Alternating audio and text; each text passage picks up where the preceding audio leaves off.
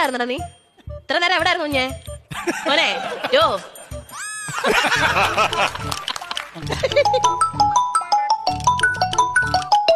എന്താ അമ്മേ? എവിടെ ആയിരുന്നടാ നീ ഇത്ര നേരം? ഞാനവിടെ കളിച്ചോണ്ടിരിക്കുവായിരുന്നു. എത്ര നേരം കൊണ്ട് ഞാൻ നിന്നെ വിളിക്കുവാ? അമ്മ വെച്ചിട്ട് വേറെ കാര്യം നോക്കാം. പോ.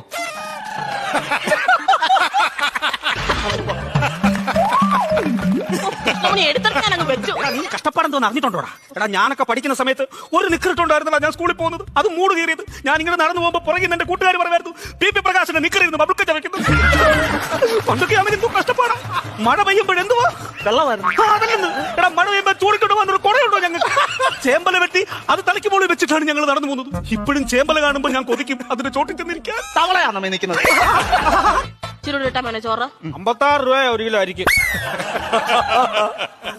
പയറുതോര വരട്ടെ.